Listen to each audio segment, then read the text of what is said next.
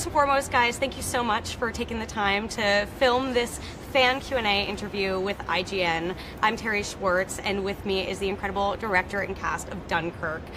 We asked for fan questions, and we got so many incredible responses, so it was really hard to pick our favorites, but we did curate a few. So first I want to introduce our incredible panel. We have director Christopher Nolan, we have stars Finn Whitehead, Harry Styles, Barry Keoghan, Mark Rylance, and Jack Lowden.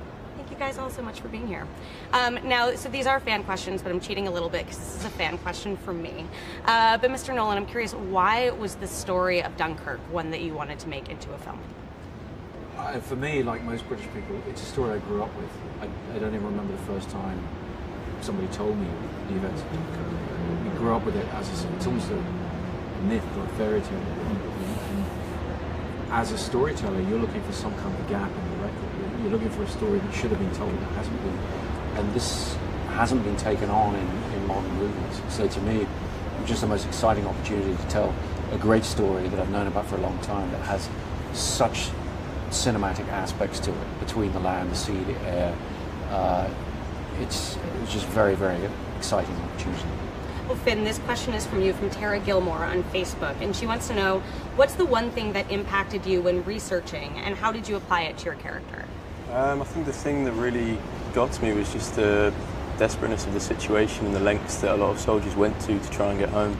There was a lot of accounts of people trying to swim the channel, which under the conditions and the fatigue they all were in, and you know, the gear they were wearing, it was impossible, and a lot of them knew they were basically committing suicide by doing that. So I think that was just it's like a very sobering detail to learn about this event, and just kind of added a layer of subtlety that I felt I needed to have. I think we all felt that, especially being in Dunkirk. It's like a very real thing, and I think that the atmosphere there is very kind of, it's palpable with it.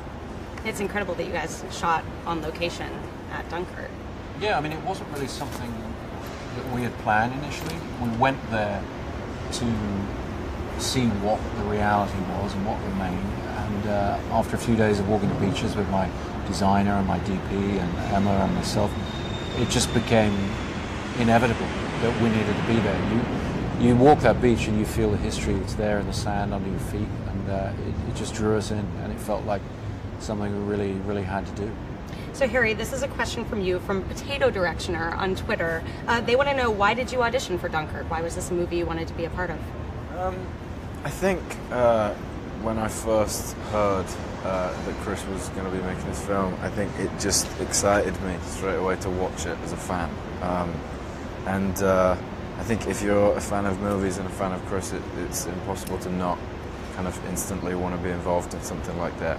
And yeah, now I just feel all right about being in it. Jack, this one's for you, from Niam Cunningham on Facebook. What was your experience acting in a plane, and what were the challenges? Because I believe it was you pretty much shot on your own, correct? You were separate from the rest of the cast when you were filming. That's a good way of putting it. It was strange to do a part in this film and really be on your own for a large part of it. It was great. It was a very strange experience. It was almost like doing a big self-tape, you know, to a certain degree, like the most expensive self-tape you could do. But it was great. I mean, it's knackering being inside one of those things. It is like sitting in a wheelbarrow with, you know, a washing machine going off at the same time. They're very noisy and they're hot, and I mean, those guys must have been knackered by the time they even got towards where the action was. But yeah, I mean, it was an incredible experience, and yeah, one I'd recommend. And Chris, this is something you can talk to a little bit as well, but a lot of your scenes in the movie show you with Tom Hardy, but I'd imagine that you didn't necessarily get a chance to shoot together that often, so how did you sort of create that dynamic? No, I mean, actually, you know, at certain times Jack had to be acting on his own up in a plane, and you know, Tom had to be on his own, but quite often we're able to put the other actor on the end of the radio, so they'd be communicating as they would, you know, over the radio as they're on the film, and it's great when you can actually do that and have the dialogue go back and forth between the actors, so they're not, you know, defining their performance before they know what the other actor's doing. So where possible, we would get a genuine interaction between them over the radio, but yeah, they had to be on their own when they were going in that cockpit. Barry, this one's for you, from Matt on Twitter. What was the hardest scene for you to film? Artist. I don't know. As spoiler-free as possible. Yeah, I was going to say so. Would have been a scene with Jack because he always made it tough for me. No, I don't know. Probably getting on the boat, you know, because that was the point where I had to choose like whether I wanted to get on or off, and like, you know, he's looking for an adventure, George, and it's actually it's a big choice, like, you know. So yeah, that would have been the toughest one. So this is a question from everyone, from Audrey on Twitter. Did you all know about Dunkirk's history before auditioning? Yeah, I did, but not in as much detail as I do now.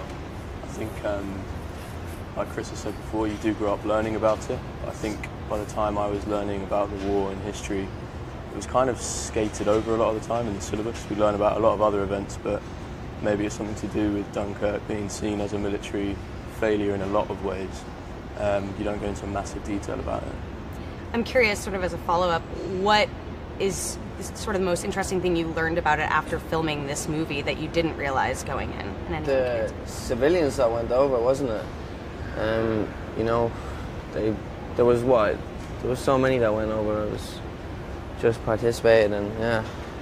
Yeah, I think a lot of it is just bringing the human aspect to it. I think when you learn about it, it's obviously told in, like Chris has said, this fairy tale way of there were people stranded and people came and got them and then they went home and it was great. And I think with this, it's so intimate. You're in kind of with the characters and going through a lot of what they're going through, and it's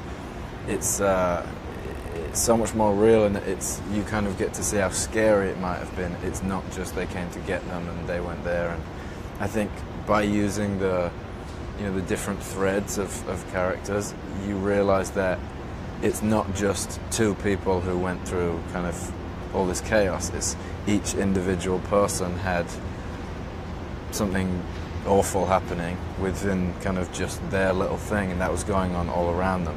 So I think it's just kind of bringing it to that human level rather than telling the story as a group of 400,000 men. You're telling individuals' stories, which is obviously so much more emotional than kind of lumping it all in together. Yeah. The thing that I found crazy actually was the amount of troops that Churchill had said he wanted to bring home and how low it was compared to the amount that actually were brought home by the civilians. I just thought that was insane. Yeah, he was asking, they thought they could maybe get 45,000, and in the end they evacuated 338,000. So it's just an order of magnitude. It's, you know, a remarkable achievement, or as Churchill later said, within that defeat there was a victory, and that's one of the reasons it's such an incredible tale. And Mark, so you play one of the civilians who goes to rescue the people on the beaches of Dunkirk. Did you have a chance to connect with any of the other civilians who did go and try to save these people? I don't think many of them are alive now. So I didn't go to graveyards and try and channel and really connect with them there. No. What sort of research did you do for the role? I tried to not do too much research. I just went to the Imperial War Museum and listened to some recordings that were made before these people passed away, and I'd recommend it. It's very interesting to hear their accounts. So yeah, I'm being facetious, but you can find out from books and from museums what happened to people. So Chris, this is for you. From Brandon Berry on Facebook, how many practical effects versus CGI were used in the making of the film?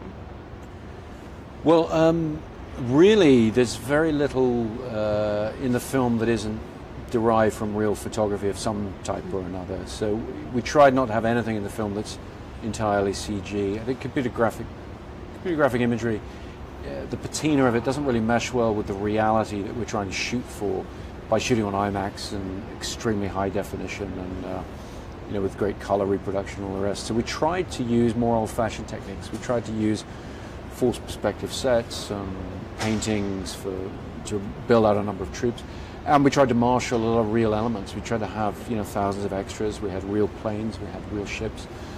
So there are a lot of old-fashioned techniques that have gone into it, and there's very little in the film that's completely CG. Everything has some basis in some kind of real photography that we were able to do. Well, sort of a follow-up from Yes That Mr. Nice Guy on IGN.com. He wanted to know, what was the biggest challenge of filming a movie of this scope, especially since you're relying on old school techniques? Well, I mean, each story strand has a lot of technical challenges to it. I mean, the aerial unit is particularly challenging, really trying to put the audience in the cockpit of a Spitfire and dogfight with the enemy. But I've done complicated aerial work before, so I've never done anything like this, but I had some basis to work from.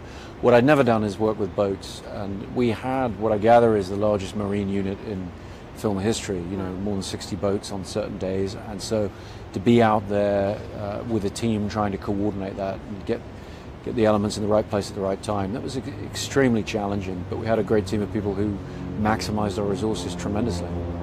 This is a question for everyone from Cass on Twitter, and especially is interesting to me, like considering different groups of you were the land, the air, and the sea. But were any of you scared or nervous during any particular scene that you were shooting that just, you know, sort of felt so real and visceral as you were filming it? I think there was definitely one day when we were out on the ocean that was, I guess, the most surreal in terms of just your kind of senses being stimulated, I guess. It was, you know, we were swimming and there was kind of hundreds of people in the water screaming. There was a giant ship and planes flying overhead, and I think that was kind of the most visceral experience of in terms of one kind of moment of the most going on kind of imagery. How about anyone else? I mean, the planes coming towards you, and that was quite, you know, it's coming in formation. With actual planes? Yeah. Oh, wow. Oh, yeah. And they seemed very low over our heads. They were very loud. There was one stage where we were like, should we hop off? Or should we? It's all right, Chris, are we rolling? Or, Yeah. you know. He's like, no, you are staying here. I want this to feel real. We had very good pilots, and we really wanted to give these guys the reality of moments like when a bomber flies right overhead and Barry's character has to respond to that. It's a key moment in the film, and I really wanted to try and put together a production where these guys wouldn't have to be using their considerable talents to imagine those elements. They'd be free to just react and concentrate on the truth of their characters. This is another question for everyone from Marion on Twitter. Did any of you know someone, like from your family or friends of family, who was in Dunkirk during the evacuation? I have a friend who has a grandfather who sailed over, actually, and I believe he still has his boat, and it has bullet holes in it. So it's kind of interesting. I think it's pretty amazing for, you know, people like that to kind of. I think it just meant so much to people. I think, which you can tell from, you know, the amount of ships that were there at the actual time that were involved in the film. You know, the fact that those guys kind of get together and still sail around with each other. It's such an important kind of piece of history for people. Did anyone else? I think survivors at the time are quite few and far between now, so it was quite hard to find someone to talk to who was actually there. My granddad is ex-military, so I talked to him about just kind of being a soldier and being a young soldier and his first experiences kind of going into battle, particularly your first time. But no, I didn't know anyone who was actually there. I think what's so interesting about the movie too is it's such sort of like a harrowing story of survival as well. It's like these people want to live. And I'm curious sort of what were the challenges of conveying that, like it's heroism, but also just like that fight to survive. It's very, almost like a thriller in that element. I think that's just like such a hard place to put yourself in and try to imagine, because, I mean, Chris made it a lot easier with the sets and these worlds that he creates, but it's such an alien experience to most of us in the very blessed positions we're in to imagine that you're on the run all the time, that you're fighting for your life like 24/7. That it's really just doing as much research as possible, I think, as much prep and just being open to your surroundings on the set that Chris creates. So last question for you, Chris, from Tia Lawrence on Facebook. We got a lot of questions about the filmmaking techniques. I feel like we could spend an hour just talking about that, but I thought this was interesting. Tia Lawrence wanted to know, how likely do you think your push for a 70mm exhibition might lead to the preservation of theaters, which large screen format and 35mm prints? Well, I think what we've seen in recent years is a growing acknowledgement of the magic and the importance of celluloid film as its own medium. And so, Warner Brothers pushing out 70mm prints on this to 150 odd locations. It builds on what Quentin did with Hateful Eight with about 100 locations, and what we ourselves did with Interstellar before them with about 10. I think there's a growing appreciation of the analog world that we all live in and film's relationship to it, because the extra resolution, the natural color that you get, the analog color, it gives you an experience that you can't ever have at home on your television or on your phone or whatever. We're giving people a reason to get out of the house and go and seek out that version of the film, and I think there's value to that, and hopefully more and more people are going to understand the value of that. This is a question I saw pop up a couple times, but I'm curious as well. I feel like with each of your movies, you inch closer and closer to having just a full-fledged IMAX film shot entirely on IMAX cameras. Do you think that's a reality in the future? Would you like to do that at some point? Well, I mean, this film, to all intents and purposes, is probably as close to that as you'd ever need to get. I mean, the whole film shot large format, and 75% or so is actual IMAX large format. Really, the limiting factor has always been whether you're prepared to loop ADR dialogue or not, and I don't like to do that. I like to get the natural performances and natural dialogue, and so the cameras are a little too noisy. So for the intimate dialogue scenes, we shot on 65mm, but 65mm is what Lawrence of Arabia was shot on, or so forth. So it's not much of a step down, and we were able for the first time to photochemically and in a totally analog way blow up those negatives to match. So on our IMAX prints and our 70mm prints, it's a totally photochemical, totally analog print for the first time we've been able to do, and we're very, very excited about that. Well, thank you all so much for taking the time for participating. Thank you everyone at home for your amazing questions, and make sure to check out Dunkirk when it hits theaters on July 21st.